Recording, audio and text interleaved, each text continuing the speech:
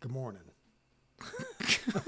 You were good morning. I don't know, man. Yeah, we need I'm trying to wake up. That's why I think, like shows and stuff have those, like, because there is an awkward, like, how do you start? Like, once you start, like, yeah. I'm good. So I'm good. I can just start over here. Why? We're going. We're going? Yeah. We don't need to start over. No. You know why? Why? I don't either. Okay. Well, let's just go. Let's just roll with it. You know what I wanted to talk about today, seriously? Baseball. Well, that's because I already told you that before the camera rolls. This is going to be a short episode, folks.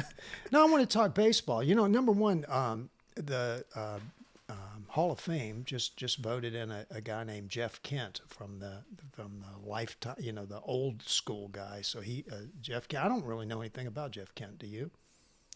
No, I don't know who that is. Well, congratulations to Jeff Kent, but I really, truly don't know who he is. They said, of course, the steroid guys didn't get in, Clemens and Barry Bonds, etc. So you're saying that Jeff Kent is a famous baseball player. Yeah, like he just got in the Hall of Famer. A Hall of Famer. Which brings me to the reason I want to cross baseball and finance. Babe Ruth, going way back to Hall of Famers, and Ty Cobb. No, both of them. And Harry Hellman. I didn't know who Harry Hellman was until I started reading this. I told you this a long time ago. Way back, I've been in this business since I was 23. And way back, I was in a meeting, and a guy said that Ty Cobb and Babe Ruth both came out of the Great Depression richer than they went in because they bought annuities. One of them was Metropolitan Life, and one of them was he had Xeroxes of them there, and one of them I think was New York Life, although I'm not positive. So when we just started doing these podcasts, I guess 6 months, a year ago at this point, however long it's been, that story came up, and I said, I wonder, it must have been real because the guy showed him. We all got up and looked. I mean, it was fascinating. But I wanted to go back and see what I could find on that. So they both did come out of the Great Depression richer than they went in. There's quite a bit of information on Babe Ruth coming out richer because as banks were failing before that, he had listened to his friend who had an Harry Hellman, who's a Hall of Famer himself, had an off-season job, as most of them did back then because the money wasn't nearly as big, selling annuities. And Ruth listened to him, and he put a ton of money into these annuities. And then during the Great Depression, he also had gotten old, and so in 1935 he was out of work as a baseball player, and he turned on his annuities, and that's how he got through the Great Depression. As a matter of fact, when he died, and there's information about how much he was getting to every year, which is not much in today's money, but it was a pretty good chunk. Like $17,000 comes to mind. But then when he died, he had instructed his estate to buy a life annuity for his wife, so she never lost her house and all of that. So that was pretty cool, and it seems to be quite verifiable. But so some people may not know, because I know when we first met, that word was thrown around, annuity. I had no idea what that meant. Yeah. Why don't you get into that? Tell us about it. I'm asking you. No, what is an annuity? I'll throw it back at you.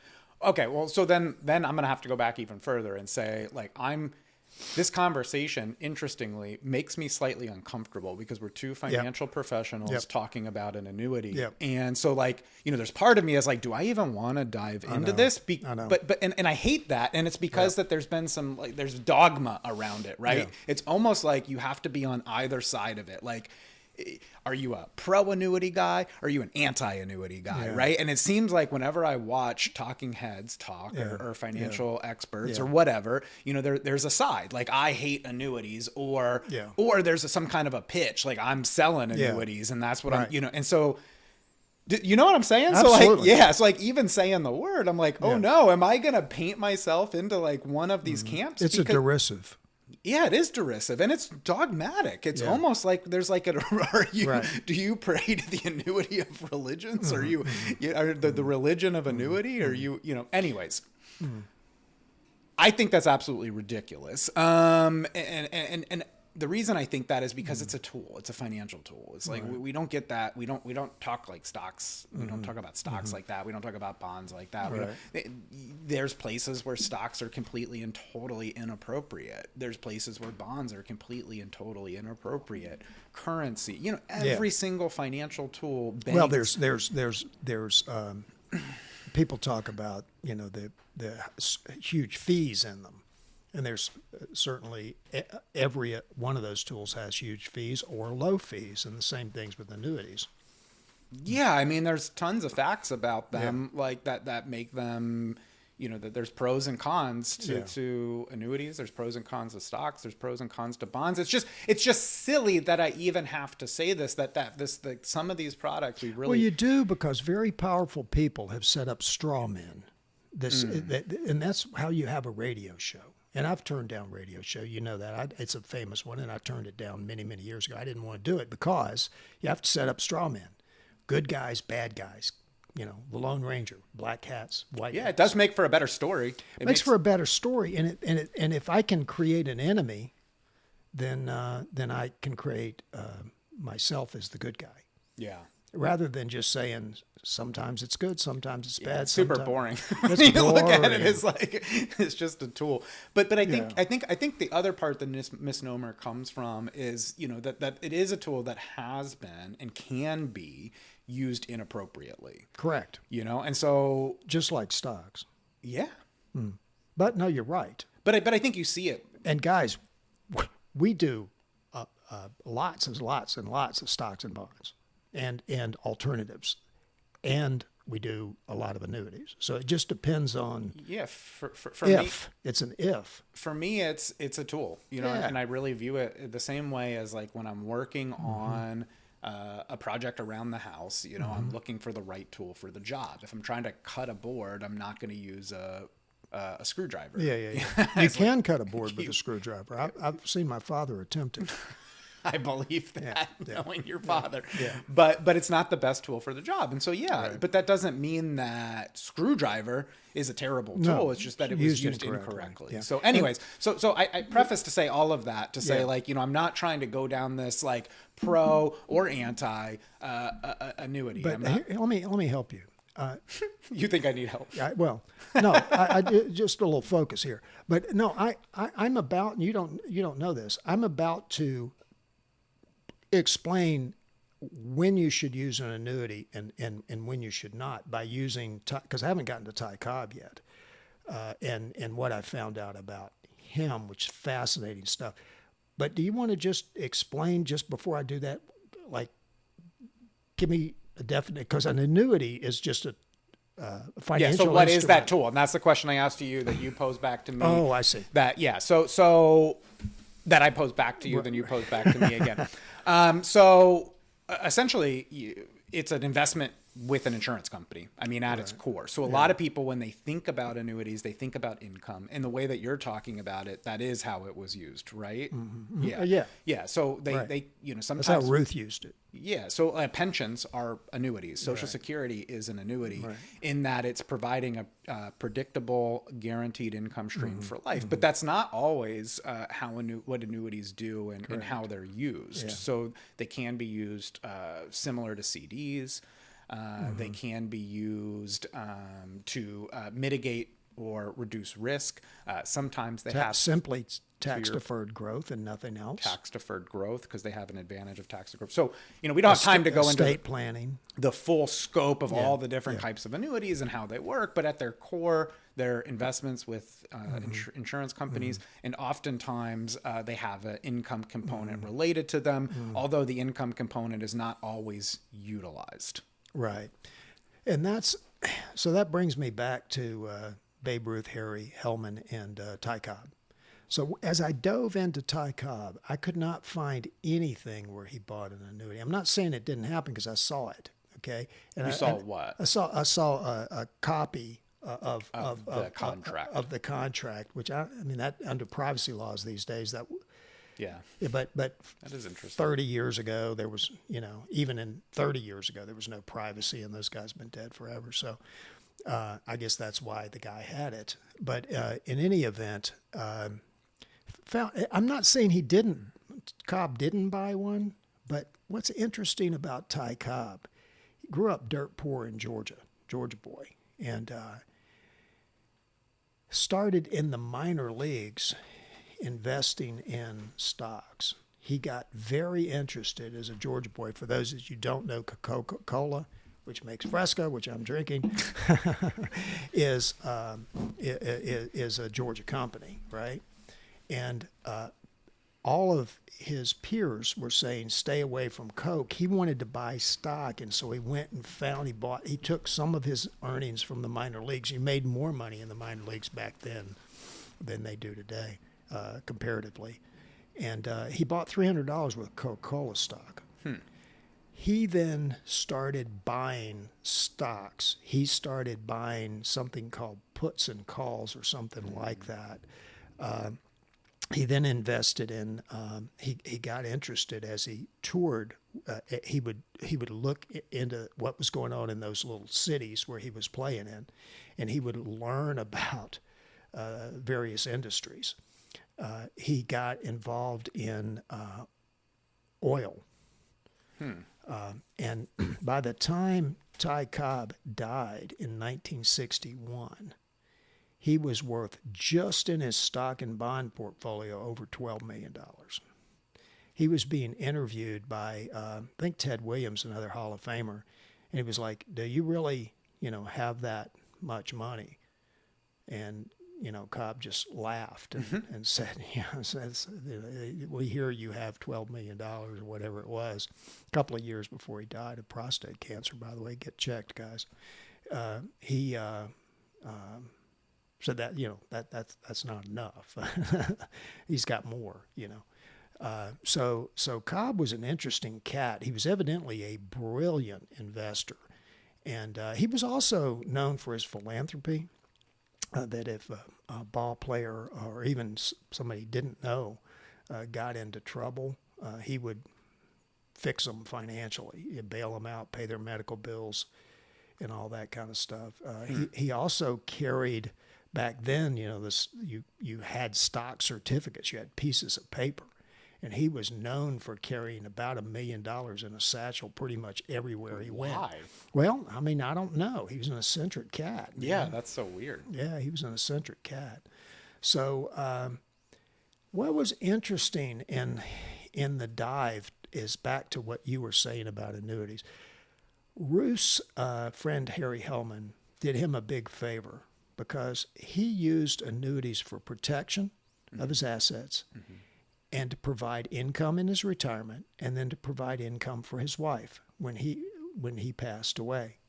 So, there you go. That's the classic and proper way of doing that. By the way, you know this, but the 401ks have just been allowed to have annuities in them because the Obama administration agreed that you needed them for protection of your income when you were retired. It's taken this long to get them, the companies, they were approved, but it's taken this long for the companies to build the products. So there's a lot of science behind doing it. But Ty Cobb used stocks and bonds the proper way too.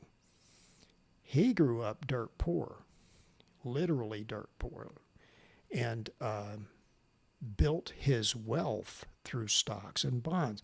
and he was incredibly diversified. The stuff I've read, it's not only stocks and bonds and different types of stocks and bonds, back when very few people that weren't of the upper class were buying stocks and bonds. Like what was the time period? This was what I saw was he bought his first stock in like the early 1900s. Oh wow! Okay. Yeah, way back. Yeah. I mean, remember.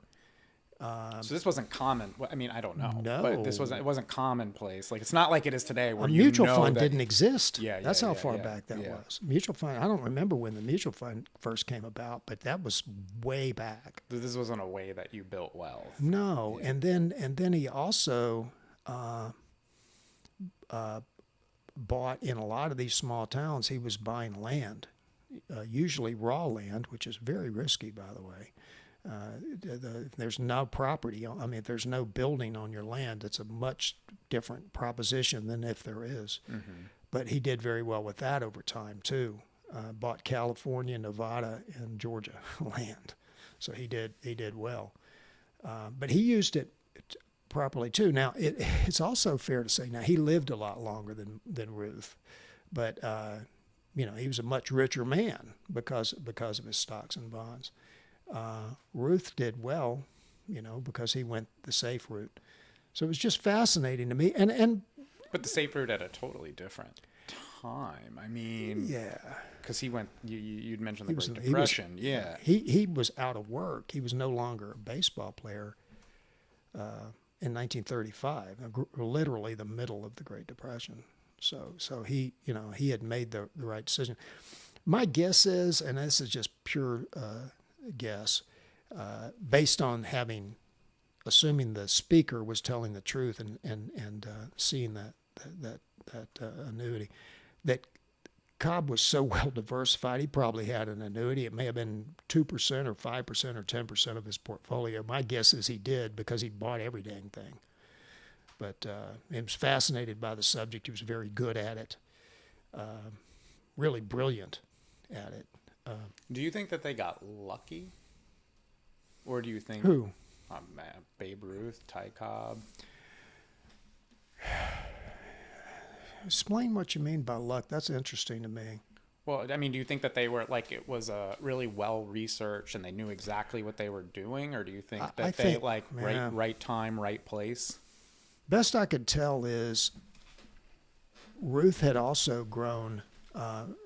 He was Babe Ruth, if you don't know, was raised in an orphanage in Baltimore, and my son played high school baseball and college baseball, but he played in high school.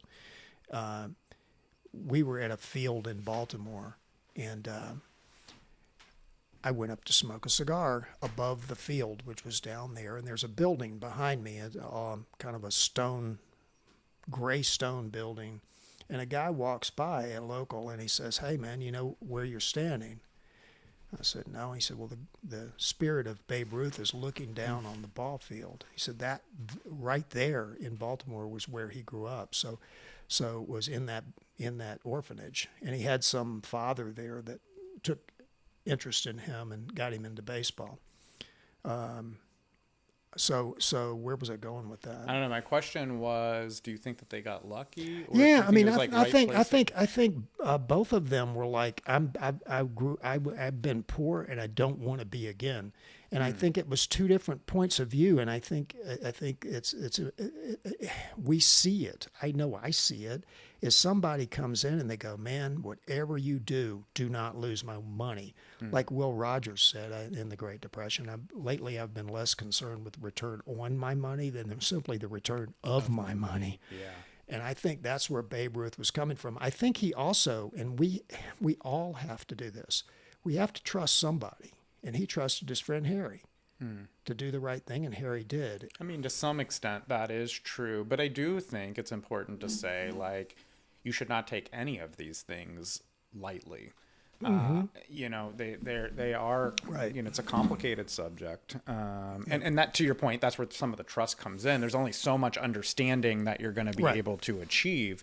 But you do need to ask constructive questions. Yeah, you do need to ask really good questions when you're approaching these things, because you need to make sure to some extent you understand what's going on, and that they're aligned with your goals. One of the things that I learned from you, actually, that I think is really important when I'm working with someone, is that you know your situation better than I ever will know your situation. And I'm never going to pretend to know you better than you know you.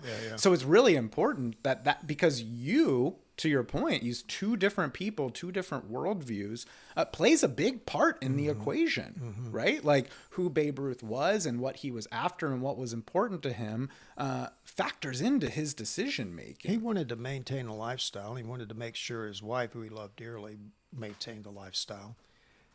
Cobb, from what I could research on Cobb, fascinating guy, brilliant guy.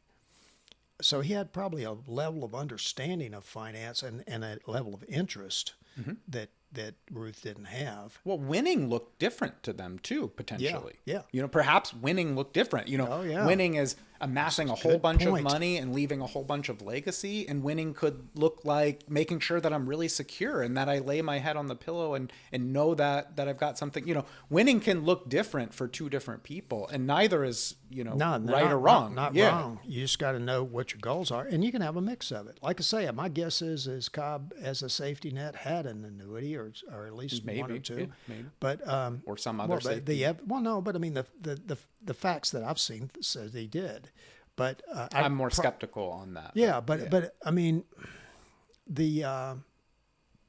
if he did, it was a small percentage of what he did.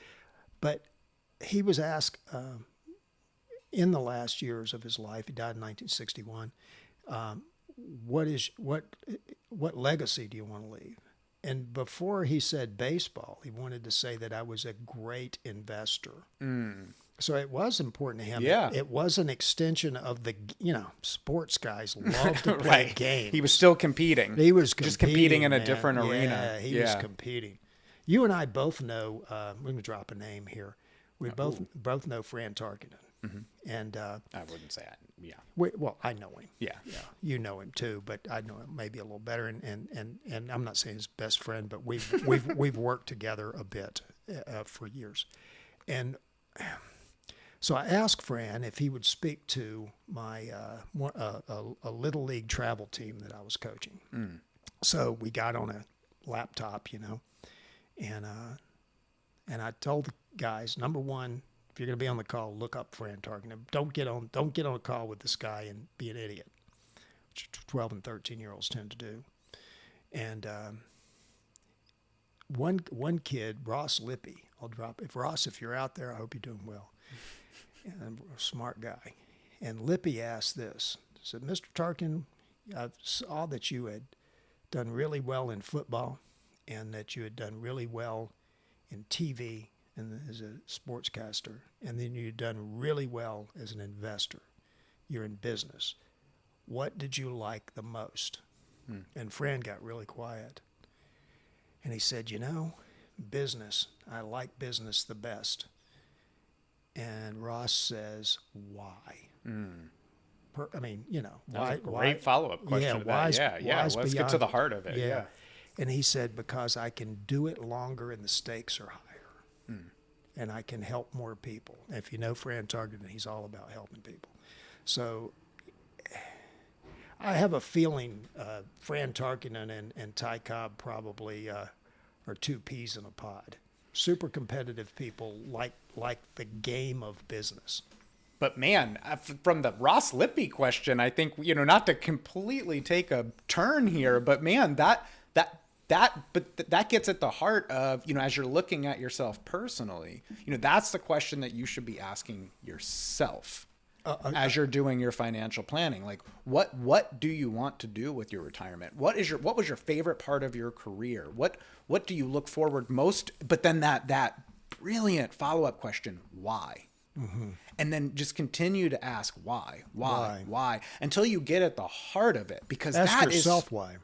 Yeah, I'm saying ask yourself why, or have somebody, a professional, confront you with that question, because we don't think about it very often, and it's so commonly overlooked, but so critically important to understand, like, what's at the core, what's driving all of this, what is the purpose of all of this, because it's so revealing. All the confusion in the face of that, the true answer to that question starts to melt away. I know I'm being really philosophical here. No, that's right.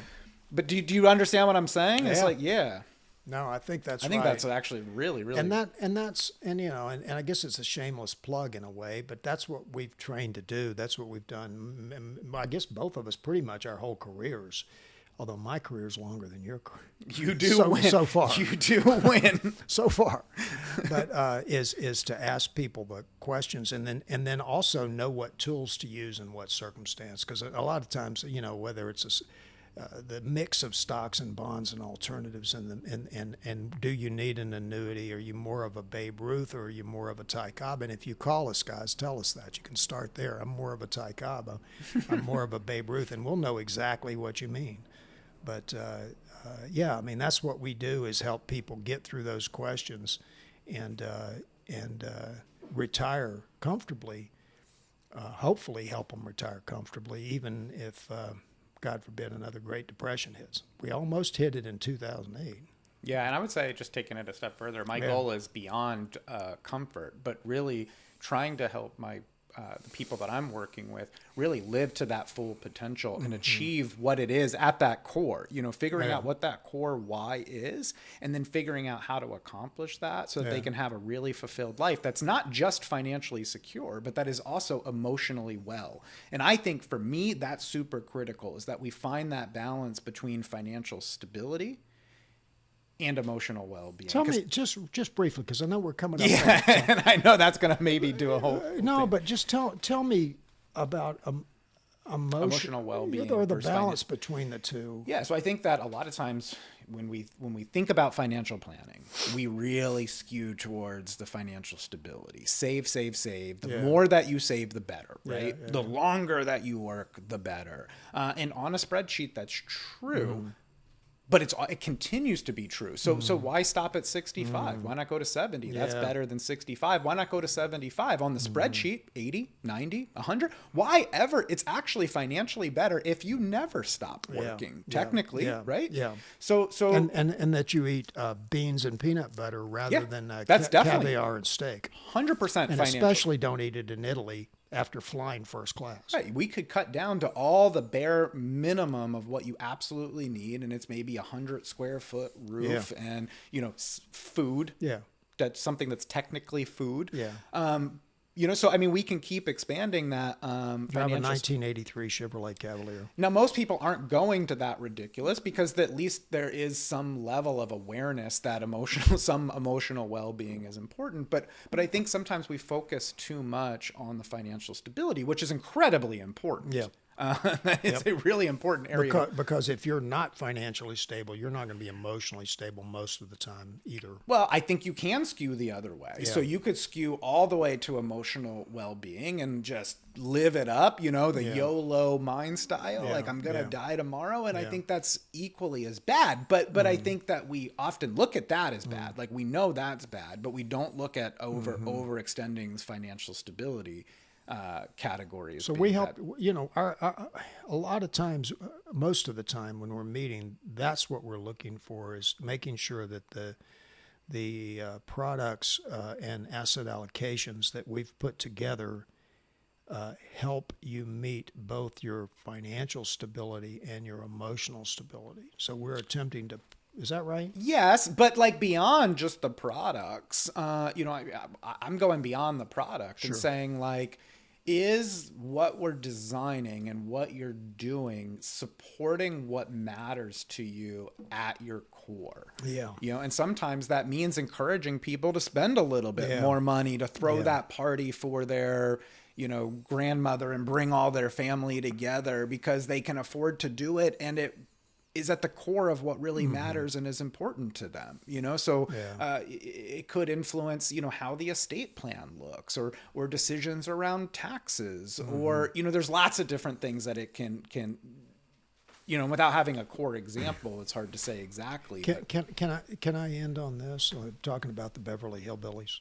Yeah. Okay. I think that would be a fantastic way. Okay. So I have a client and they're fairly wealthy, and they live modestly, and they wanted to go on a trip to England, and they wanted to go first class, you know, with their sister.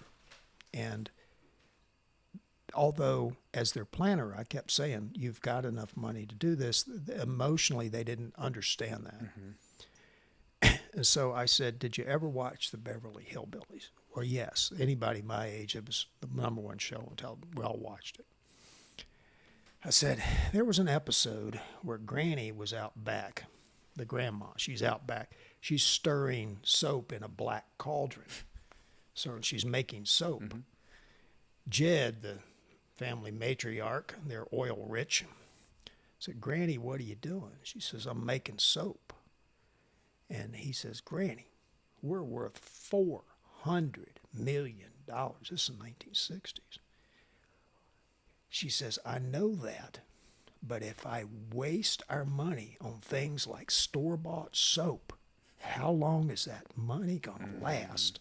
She had no concept of how much $400 million was. Most people don't have that, but they might have one or two or three or four. They may have 500,000 and they're not spending it at all, and they're 82. And that's my point, is they're skewing to that other side of the equation. And so really important not to overread what I'm saying and be like, right. Oh no, I'm just saying that a balance is what we're seeking between those two. Well, things. And having somebody that steps outside of you and says, I can tell you, I'm not my own lawyer. Yeah. I'm trained in taxes. I don't do my own taxes. You have blind spots. You have blind spots. I have blind spots. Everybody has blind spots, and that's what a good planner is going to help you do is help you figure that out. So if anything if you're a Babe Ruth, you're a Ty Cobb, you want to call us and say, hey, I'm Babe Ruth or I'm Ty Cobb. And you'll probably have to remind me what you're talking really, about. Not me. Yeah, he'll know exactly. I have a better memory than Ryan. His age, it starts to get to him. Yeah, but in any event, give us a buzz. We're happy to meet with you. Complimentary. First consultations are always complimentary, so leave your checkbook at home. Give us a call, and we'll see if we can help you. We're going to put all that stuff up on the screen here, and phone numbers and websites and how to get in touch with us. So thank y'all for listening. Until next time. See ya. Bye.